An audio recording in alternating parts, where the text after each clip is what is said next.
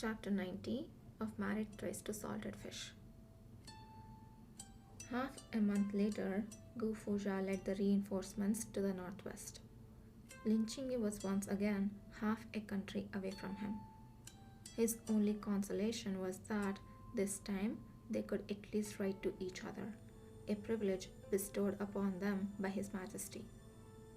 Every report sent to the capital from the northwest would have with it a letter from General Gu to his wife. Both letters, though, were sent directly to Lin Qingyu's desk. Although the report and the personal letter were written by the same person, their styles were quite different. The report was concise and to the point. The wording was appropriate, seeking only of military affairs. During this period, under the leadership of the demon commander, the Shishya army was an irresistible force. After occupying Yongliang, they captured several more strategic towns in the northwest. After Gu Fuzhao led the reinforcements from the capital, in any case, he stabilized the troops' morale and elevated their fighting spirit. Under the fierce offensive of the Shishya army, the Dayu's army established a last line of defense at Guzhou city. They were to defend this position to the death. Once Guzhou city falls, the Dayu's gates would be thrown wide open in the northwest. If that happens, Shishya would be free to claim the Jiangnan flatlands as it withdraws or charge directly to capital as they proceed. When all was said and done, Gu Fuzhao was a man who had climbed atop a city gate and directed its defense while covered in a quilt. He was a man who knew something of defending a city. The Northwest Army and the reinforcements worked together as one, and they halted the Shishya's army's advance, stopping them outside Guzhou city. These were written simply in the report. Only the results were stated. The process and details were all left out. However, just by looking at the number of casualties, one could tell how difficult a feat this was. On the other hand, Gu Fuzhao's letter home was written thus: Qingyu, you won't believe me, but since I came to the northwest, I haven't slept a single wink. Do you now see my determination to triumph? After an evening meeting with the generals, I walked out of the tent and saw the stars overhead. The stars in the northwest are so very bright. I suddenly wished you were by my side. The demon commander is quite impressive. I don't think I'm a match for him, but Wu Yuyan appears very confident. He can talk non-stop about tactics for hours on end. I tried following his words, and afterwards, I started losing hair in clumps. Qingyu, counting the last time I was in the northwest, I have won 6 battles in a row. I have a hunch that it's coming. My first defeat is coming soon. Help! For some reason, seeing Gu Fuzhao complaining about the Shishya's demon commander's superb military skills, about how he wasn't his match, Lin Qingyu did not feel particularly worried. This was merely Gu Fuzhao's lips making mischief. Though he obviously hadn't written anything good, it somehow inspired confidence in Gu Fuzhao.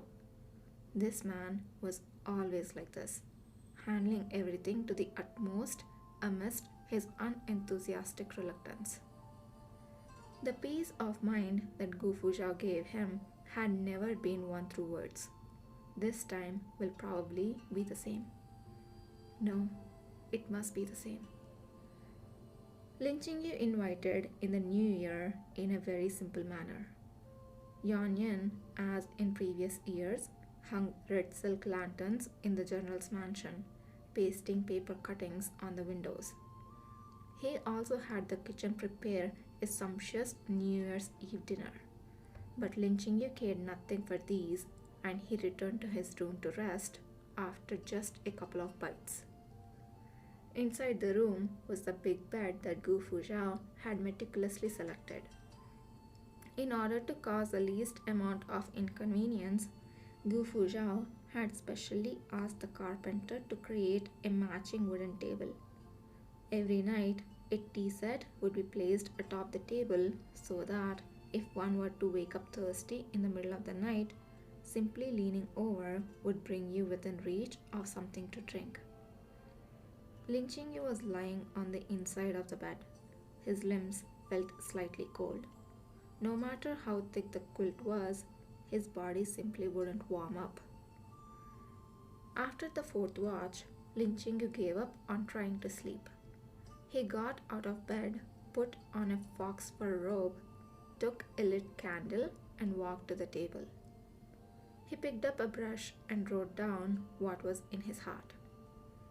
Mandarin ducks, cold as frost, the emerald quilt, cool as ice. First, I wish my husband 1,000 years old. Second, I wish for my continued health. Third, may we be as swallows upon the beams, seeing each other year after year. In the end, these were but fine wishes. After writing, Lin Qingyu turned absent-minded. He raised his eyes and looked towards the northwestern horizon. The candle burned out as he sat alone, greeting the dawn. On the third day of the new year, people began visiting the general's mansion to pay their New Year's greetings. Unlike last year, aside from the numerous military officials, there were also many civil officials who came calling. After the new emperor ascended the throne, all the elites in the capital knew that, aside from General Gu, the general's wife was also not one to look down upon. It was said that this fifth rank medical officer, Imperial Physician Lin, if one were to replace Imperial Physician with Tai Fu, then his name would reflect reality. Most requests for visitations Lin Qingyu outright rejected. However, there were some people he could not see. For example, Gu Fuzhao's right-hand man in the army, Wu Zhan. The impudent remarks he had made regarding General Gu still weighed on Wu Zhan's mind. During this New Year's visit, he intended to make a formal apology, and the gifts he bought occupied half the courtyard. I hope that the madam would not reject the kindly regards of the general's brothers. Not at all. Lin Qingyu remained polite. General Wu, take a seat. Hualu, please serve the tea. Wu Zhan drank the tea, all the while still fidgeting. He and Gu Fuzhao were both warriors, and they were used to being informal. If they wanted to apologize, they did so in an open, natural manner. But now, sitting in front of Lin Qingyu, being the target of that pair of calm and tranquil eyes, the words of apology he had prepared became too embarrassing to say. Lin Qingyu said, General Wu seems to have something he wishes to say. Wu Zhan threw caution to the wind. All right then. Before the general went to war, I cursed at him, carried away by the heat of the moment. Later on, I found out that I had misunderstood the general. This guilt has weighed on my heart. Lin Qingyu asked, Have you told the general about this? I have, and the general has generously agreed not to debase himself to my level. Lin Qingyu nodded. Since that is the case, then I shall do the same. Wu Zhan breathed a sigh of relief and said with a grin, Do not worry, madam. Next time, I will make sure to have a tight hold on my violent temper. If I ever speak rudely of the general again, I will take myself to perform stable duty and feed the horses for 3 months. Lin Qingyu asked, General Wu said just now that you cursed at the general in the heat of the moment. Might I know what brought on this heat of the moment? Wu Zhan was feeling guilty. Truth be told, it might not be so much heat of the moment. At first, I was angry at seeing the general remain indifferent despite the dire situation in the northwest. And it was not only me, Wu Gogong too felt that this was a matter only the general could handle. However, we also thought that perhaps the general had his reasons for doing things as he did, and so we simply spoke of these matters in private. We did not expect to be overheard by Prime Minister Xue. Prime Minister Xue Lian, currently in his 50s, he was the late emperor's right hand man. When Shao Cheng was crown prince supervising the country, he too placed a lot of trust in this minister. It could be said that he enjoyed high prestige in the court. Lin Qingyu had not had any intention of moving against this person. Lin Qingyu asked, "What did Prime Minister Xue say to make you so angry?" Prime Minister Xue said that we showed no understanding for the general, that the general has fought for the Dayu for more than a decade, and now that he is married to a great beauty, it is but pardonable that he indulge in the land of warmth and tenderness. He said that Shishya's commander was crafty and cunning. The general is but a mortal. How could he compare with a demon? It is only normal that he cower. He told us not to be so harsh on him. Lin Qingye found something wrong. So, Prime Minister Xue was speaking for the general? Yes. Thinking back on it now, Wu Zhan too felt that something wasn't quite right. Prime Minister Xue also said that the ease and comfort that the general enjoyed in the capital was what he deserved for fighting for so many years. His every word was for the benefit of the general. But hearing him, we simply grew furious. Then I couldn't hold back and rushed to the barracks. My mind is a mess. Lin Qingyu was lost in thought. Did Prime Minister Xue make this move on his own, or had he been ordered by someone else? He had always thought that this old minister was quite harmless, well content with his lot. But now it seems Lin Qingyu was feeling the urge to do something bad by himself again. "Madam, just why did the general not immediately step forward to go to the northwest?" Wu Zhan couldn't help but ask. Is it really because he was reluctant to part with his glory and wealth in the capital? I don't believe it. Lin Qingyu glanced at Wu Zhan and said, "Because he felt it was his responsibility not only to the 300,000 troops of the Jiangxi army, but also to the entire populace that he not step onto the battlefield, that he involve himself less in the northwest affairs." Wu Zhan was shocked and said, "Why would he think that? The general is our Daoist god of war. The soldiers trust him to the utmost." "And so, in the end, he went, for the sake of your trust," Lin Qingyu said coldly. "Even had you not pressured him, he would have still gone." These people have to realize that they can't put one guy on a pedestal and ask him to be winner of all the freaking battles and wars. They have to train like more generals on taking up that charge. Yeah, I think that's what Lin Qingye was trying to imply. But these military officials are so freaking muscle brained, I don't think they will understand. In the end, Zhang Gongzi was different from him. In his bones, he was still a warm and gentle young man.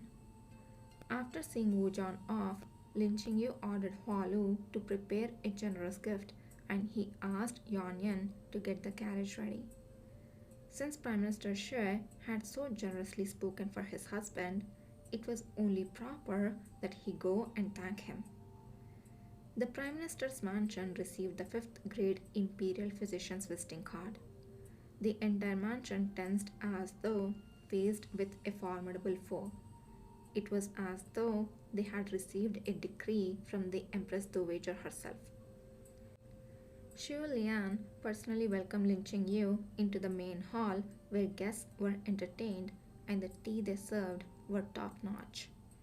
His treatment was neither warm nor cold. It was simply the very height of politeness. I did not expect that Imperial Physician Lin would come visit my humble mansion to pay his New Year's greetings, Xu Lian said. I did not know that this matter has caught Imperial Physician Lin's notice. Lin Qingyu said, to tell you the truth, Prime Minister Xue, I originally had no intention of visiting. However, I heard Prime Minister Xue spoke for the benefit of the general before he set off on the expedition, and thus I have come to offer my thanks. There was no change in Xu Lian's expression, but the hand holding his teacup momentarily froze. The general has worked and performed invaluable service to our country. He has already suffered injury for our Dayu. This minister couldn't bear to see the general be forced onto the battlefield once again. Lin Qingyu said unhurriedly, but I clearly remember that Prime Minister Xue earlier expressed in his letter to the Emperor that there is no better candidate than the general to take command of the Northwest. What could possibly have made Prime Minister Xue change his mind so drastically? Xu Lian was momentarily stuck speechless. However, he reacted very quickly and said calmly, a letter to His Majesty? This minister has not sent any letter to the Emperor regarding the command of the Northwest. Did Imperial Physician Lin remember it wrong? So, I see. Lin Qingyu smiled slightly. It's possible I may have remembered it wrong. Such beauty should be a balm to eyes and mind, but Xu Lian was apprehensive. He truly had sent this letter, but the only one who saw it was His Majesty. What Lin Qingyu said, did he really know something, or was he trying to make him slip? Not giving Xu Lian time to think too much, Lin Qingyu got up and bid him goodbye. Before leaving, Lin Qingyu said, Prime Minister Xue, you are a senior minister of two dynasties, the pillar of the country. I urge the Prime Minister to think matters over thrice before taking any action. Please don't do anything stupid. After Lin Qingyu left, Xu Lian was still uneasy. He thought it over and over, but in the end, he still decided to head to the palace, though it was already the hour for resting. The emperor had already gone to sleep, and the one who went to meet him was Eunuch She. The first time he had faced His Majesty alone, the emperor had said, Shirong's intentions are Zhen's intentions. I Ching may deal with him as I Ching to Zhen. Xu Lian gave Shirong a detailed account of what had happened today. Eunuch She, my letter to the emperor recommending General Gu as commander.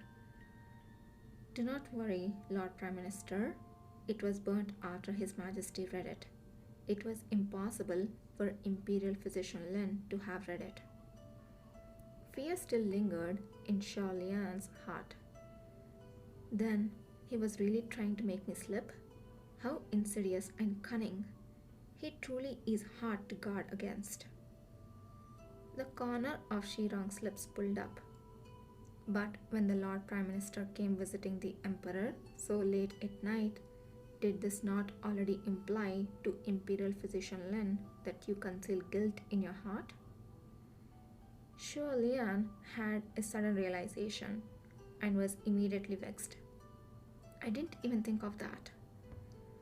There is no need for the Lord Prime Minister to blame himself, Shirong said, feeling greatly impressed.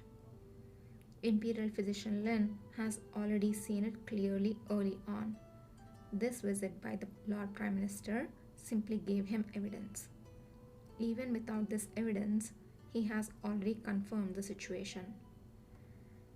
You mean he already knew all about it? Shirang narrowed his eyes. Today, he came calling you to account. In the future, it will be my turn. At this time, a little eunuch came for Shirang. Eunuch Shi, the emperor is awake and is looking for you. I have troubled the Lord Prime Minister over this matter. Please leave the rest to me.